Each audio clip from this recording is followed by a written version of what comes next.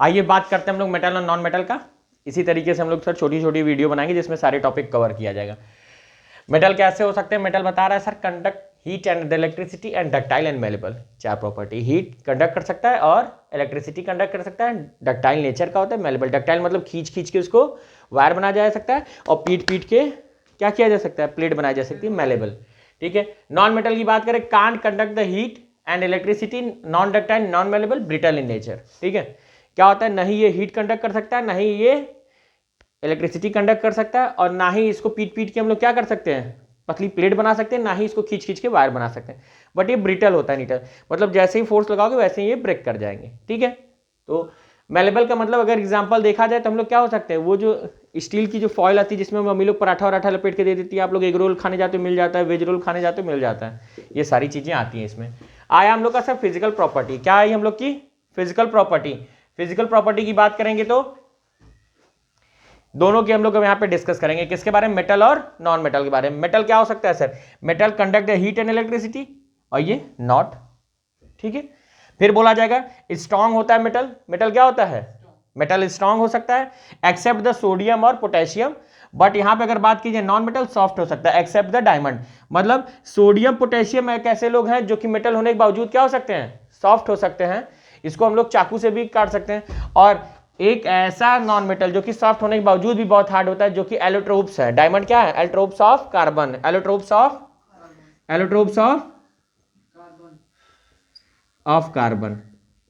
ठीक है। आगे बढ़े यहां से। अब इसके बाद हम लोगों से बोला कि जनरली सॉलिड के फॉर्म में, मैक्सिमम ये किसमें मिलता है सर? सॉलिड के फॉर्म में, एक्सेप्ट द मरकरी। मरकरी कब हम लोग को मिलता है? लिक्विड के फॉर्म में मिलता है, वो भी रूम टेम्परेचर पे। किसके फॉर्म में? लिक्विड के फॉर्म में, वो भी रूम टेम्परेचर पे। किस पे? रूम टेम्परेचर पे। आगे बढ़ते हैं। उसके बाद हम लोग को पता चला जो ये होता है non metal, solid, liquid, gas, तीनों में मिलते हैं sir. Metal are the lustre और शाइनी। मेटल कैसा हो सकता है? शाइनी सरफेस का होता है।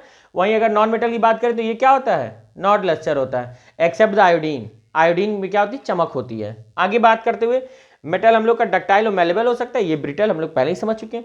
इसके बाद बात किया जाए, मेटल हम लोग का सोनरस होता है जो कि साउंड प्रोड्यूस कर सकता है, और यही बात करें अगर हम लोग नॉन मेटल की तो नॉन सोनरस, साउंड प्रोड्यूस करने वाली एबिलिटी नहीं है।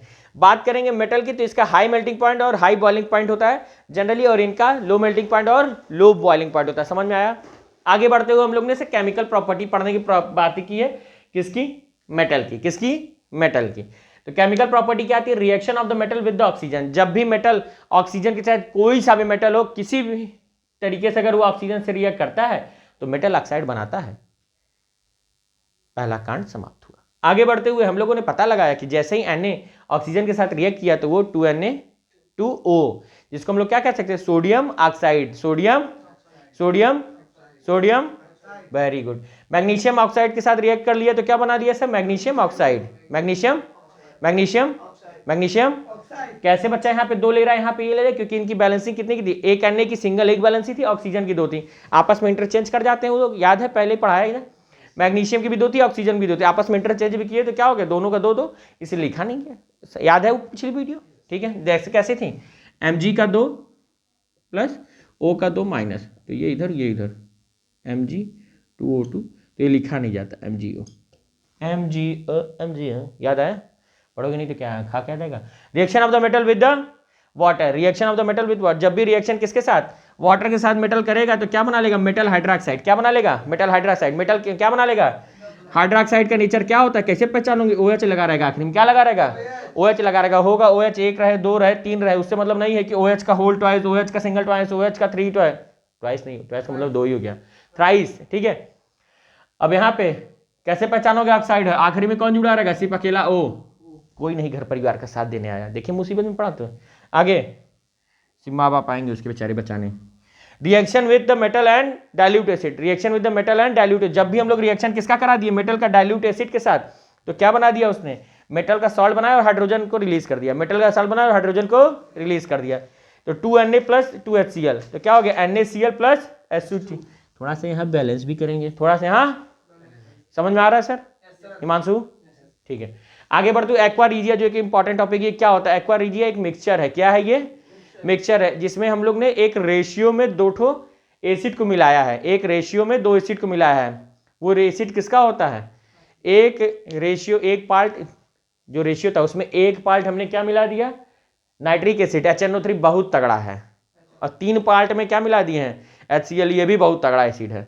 ये इतने तगड़े होते हैं सर कि इनका 1:3 में तो ये बन गए कौन कौन, एक रेशियो में कौन आएगा, कंसंट्रेटेड HNO3 मतलब नाइट्रिक एसिड, और फिर तीन पार्ट इसका किसका माने 3 ढक्कन, जैसे अगर एक ढक्कन हमने क्या मिला दिया HCl और एक ढक्कन HNO3, तो 3 ढक्कन उसी में HCl मिला देंगे, ठीक है। तो इस कंसंट्रेटेड मतलब बहुत तगड़े हैं ये, और इससे जो मिक्सचर प्राप्त होगा वो क्या होता है, एक्वारिजिया। ये इतना तगड़ा है कि इसमें डिजॉल्व ऑल मेटल, ये सारे मेटल को घोल सकता है सर, ठीक है। जो पिछले जमाने में अमरीश पुरी उरी लोग बढ़िया जो विलन रहा करते थे, ऐसे नहीं कि बॉडी डालेंगे कंकाल बाहर आता था, लोहा डालते थे गल के बाहर आ जाता था, यह सब रखे थे, पागल हुए हैं क्या। पर उसमें से भी हम लोग के सनी पाजी बचा के लेके आ जाते थे, अक्षय कुमार बचा के लेके चले जाते थे, ठीक है। शक्ति कपूर हमेशा इस सब में रहते थे, फंस जाते थे आखिरी टाइम में वो ठीक है। तो ये पहले हम लोग की बॉलीवुड मूवी में सब आ चुका है, वहां से भी पढ़ने का प्रयास करो। Dissolve all the metal even the gold platinum also, dissolve the all metal, यहाँ तक गोल्ड प्लेटिनम सबको पिघला सकता है। रिएक्टिविटी सीरीज उसके बाद जो कि बहुत इंपॉर्टेंट है, इस पर कम से कम 3 प्रॉपर्टी और बची है मेट, और तीनों प्रॉपर्टी सर एक से बढ़ के एक है जो कि आपके एग्जाम में उसमें से एक को आना कन्फर्म होता है, उसको हम लोग नेक्स्ट पार्ट में अपलोड करेंगे। पहले तो हम लोग ये समझ लें यहाँ पे क्या लिखा हुआ, KNaCaMgLuZnNaSFAPPHCuHgHgU, ठीक है। इसको कैसे हम लोग समझ पढ़ने का प्रयास करेंगे, केदारनाथ का माली आलू जरा फीका सा पकाता है, ठीक है। फिर यहीं से हाई कोर्ट है आपका, हाँ, के से क्या हो गया, केदार, प्रभु का नाम ले सर, केदारनाथ, NA से नाथ, का मतलब CA, माली का MG, आलू मतलब A, जरा मतलब ZN, फीका मतलब थोड़ा सा बेकार सा, फीका नमकीन सा या फीका सा पकाता है, फीका सा पकाता है। अब इसके बाद फिर यहीं से हाइड्रोजन से स्टार्ट करेंगे। हाइड्रोजन, अब कहोगे सर रिएक्टिविटी सीरीज में मेटल में हाइड्रोजन का है लिख ली, पूछो क्यों, 1 नंबर का क्वेश्चन है, पूछो क्यों। क्योंकि हम लोग जानते हैं मेटल क्या होता है, हमेशा मेटल जितने भी होते हैं, यहाँ पे लिख लें सर, मेटल ऑलवेज नहीं, हमेशा इलेक्ट्रॉन देने का प्रयास करते, डोनर ऑफ इलेक्ट्रॉन होता है। ये क्या होता है, donor of electron, electro positive होता है सर, ये क्या होता है, इलेक्ट्रो, और इनके जो दोस्त हैं वो क्या होते हैं, गेनर होते हैं, क्या होते हैं, गेनर ऑफ इलेक्ट्रॉन, और ये हमेशा क्या होते हैं, इलेक्ट्रो निगेटिव, कोई दिक्कत, ठीक है। तो उसी तरीके से तो बेचारा ये क्या था, नॉन मेटल था, ये तो नॉन मेटल था हमारे पास, बट ये एक ऐसा नॉन मेटल अकेले है जो क्या कर सकता है, हाइड्रोजन 1 इलेक्ट्रॉन देने की क्षमता रखता है। तो ये प्रवृत्ति किसमें होती थी, मेटल में, इसीलिए यहाँ पे रिएक्टिविटी। अब ये जो इतने ऊपर वाले हैं, हाइड्रोजन के जितने भी लोग ऊपर हैं वो हाइड्रोजन से ज्यादा रिएक्टिव हैं, मतलब हाइड्रोजन को किसी कंपाउंड में से डिस्प्लेस करके अपने एडजस्ट हो जाएंगे, ठीक है। और बकाया जो नीचे वाले हैं वो उनको हाइड्रोजन डिस्प्लेस करके अपने जगह लग सकता है। मतलब ये जो AU AG HG CU हैं कभी भी H को कंपाउंड में से रिलीज नहीं करा पाएंगे, बट ये जो सारे लोग हैं ये क्या कर सकते हैं, डिस्प्लेस कर सकते हैं। सबसे तगड़े कौन है, K और Na, ठीक है। अब इसके ऊपर एक क्वेश्चन अब अगले में जैसे हम लोग टॉपिक बनाएंगे तो रहेगा। अभी तक के लिए यहीं पे धन्यवाद, और सभी लोग प्लीज जरूर बताएंगे वीडियो कैसे लगी, इतना बताना सर, समझ में आएगी तो भी बताना, नहीं आएगी तो भी बताना, तभी हम लोग कल नेक्स्ट वीडियो इसके अपलोड करेंगे, ठीक है। बाय बच्चों।